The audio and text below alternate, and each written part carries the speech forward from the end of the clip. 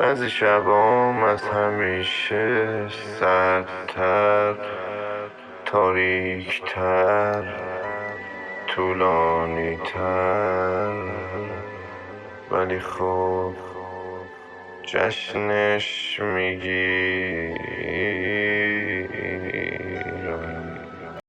همه تنها و شب کردن، هزاران راه و صد کردن، نبود همراه که برگردم، ولی من با خیالت از شب یلدا گذر کردم.